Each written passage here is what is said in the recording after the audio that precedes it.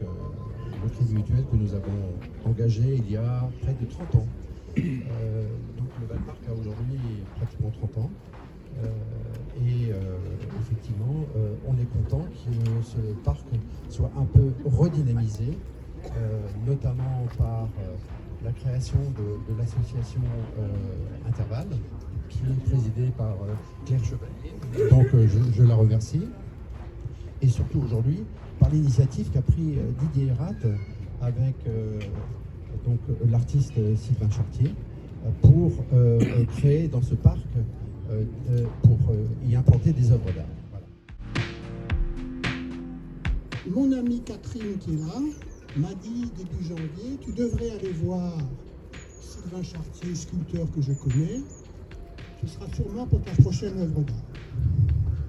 En partant, j'ai dit à Sylvain, écoutez, ce serait formidable si chaque propriétaire d'un immeuble du Val-Parc achète une sculpture pour la mettre devant son immeuble.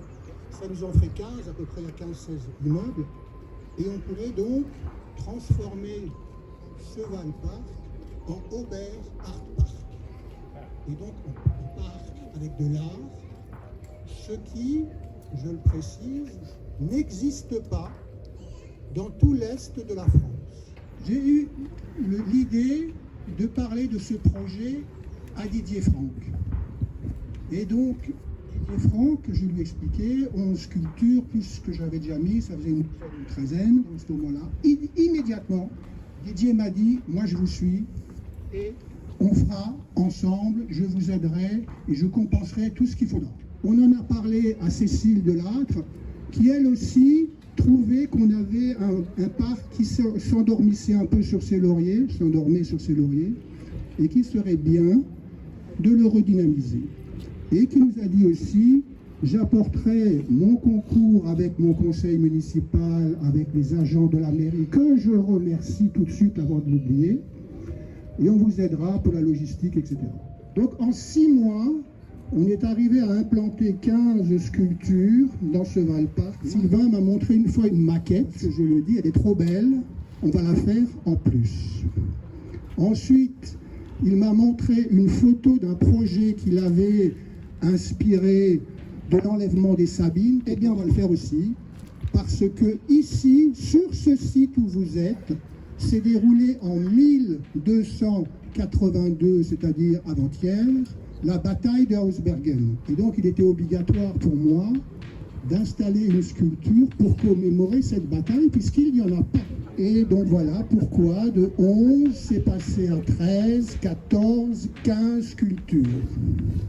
Et plus, si affinité dans l'avenir. Bonjour à tous. Je vous rejoins Didier dans votre passion pour la sculpture qui chez moi m'habite depuis 40 ans et qui me nourrit spirituellement. Et merci de d'avoir cru en mon projet et de l'avoir soutenu. Merci à Didier Franck et à tous les collaborateurs qui ont aussi participé, parce que sans eux, sans avoir pu porter ce projet à bout de bras, toutes ces œuvres n'auraient pas pu trouver leur place définitive ici. Et j'en suis ravi. C'est vrai qu'au départ, elles avaient été réfléchies et pensées pour le parc du musée Wurth, créé en 6 mois pour l'occasion. Et c'était déjà un défi, un challenge de les réaliser dans ce temps imparti. Mais pour moi aussi, une occasion incroyable de pouvoir exposer dans cette vitrine naturelle qu'est le parc du musée Wurth. Et finalement, ces œuvres, je pense, ont à nouveau trouvé leur place, je l'espère. On a fait en sorte pour que ça fonctionne en dialogue avec cet aménagement paysager quand même assez exceptionnel, avec des arbres exceptionnels et cette architecture de bureaux. Il fallait trouver comme ça un dialogue, un espace commun à l'ensemble, à l'installation de ces œuvres parmi tout cet espace tertiaire, et comme le dit Didier, qui apparemment est une première. Donc je suis ravi que pas mal de mes sculptures sur une vingtaine d'années soient là et soient représentées comme une vitrine de mon travail dans ce Valparc à Oberhausbergen. Bonjour et bienvenue à Oberhausbergen. On est ici présent avec l'équipe municipale parce qu'on accompagne ce projet et on trouve ce projet formidable.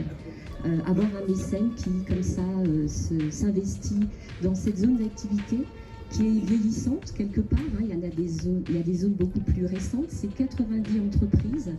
Et pour nous, c'était important que tout d'un coup, quelqu'un prenne les choses en main, puisque c'est des privés, donc on ne peut pas intervenir, nous, sur l'espace privé, puisque nous sommes publics.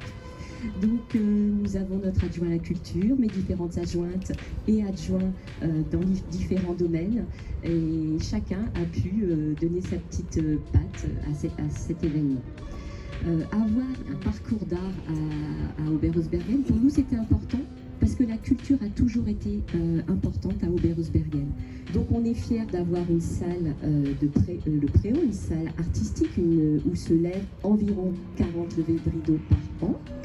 Nous avons la chance d'avoir une école de musique et de danse municipale qui va tout à l'heure nous faire une danse autour de l'œuvre Roméo et Juliette. Je les en remercie. Et on a également décidé, vu cette dynamique naissante, de participer donc aux Journées du patrimoine. Donc c'est pour ça que Sylvain Chartier, l'artiste, va tout le week-end proposer de visiter ces œuvres d'art. Donc je l'en remercie de se mobiliser. Nous, à notre niveau, qu'est-ce que nous avons fait la municipalité? Comme l'a dit Didier Erat, eh bien, nous avons, d'un point de vue ingénierie, mis tout ce que vous avez en place derrière vous.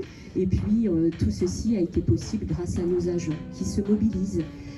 Ces agents du service public, que des fois on critique le service public, c'est facile bien sûr, mais sans eux rien ne serait possible. Donc c'est important pour moi de leur rendre hommage, parce que notre équipe municipale a beaucoup de projets sur le mandat, mais qu'on ne peut les réaliser que si nos agents nous accompagnent, nous font confiance. Et je me félicite du service public et des agents que nous avons à Oberhausbergen. Donc dans cette dynamique, j'aimerais vraiment qu'on leur rende hommage et qu'on leur fasse quelques applaudissements avant de nous diriger vers le spectacle. Merci. On a en même temps, pour ces Journées du patrimoine, organisé aussi une expo photo qui se tient juste derrière moi dans le jardin partagé, dans le verger partagé. L'expo photo qui était avant exposée à Arenheim il y a 2 mois, 3 mois, est venue ici pour installer et montrer une partie de leur réalisation. Et donc c'est le club photo d'Arenheim et c'est juste là derrière moi dans le verger partagé. Et il y a aussi des travaux de Thor et Nathalie Ramirez qui sont des artistes demeurant au Valparc qui ont aussi exposé quelques œuvres d'art. Et donc vous saurez par la suite, si vous avez besoin d'artistes, vous en avez au Valparc. On a préparé un panneau pour immortaliser l'événement, un panneau sur lequel vous allez voir, il y a tout le plan du Valparc, le plan de l'implantation de chacune des sculptures, la légende, quelques explicatifs, les remerciements aux sponsors que nous avons eus, en particulier Didier Franck, moi, plus Bureau Veritas, tous ceux qui sont marqués sur ce panneau, sans qui ça n'aurait pas pu se faire non plus, bien sûr. Il y a aussi important un QR code, c'est-à-dire que vous pourrez flasher pour avoir énormément d'informations sur tout ce qui s'est fait et aussi sur les noms que l'on a redonnés aux sculptures. Vous êtes prêts? Vous êtes concentrés? C'est vrai, c'est sûr? Ouais.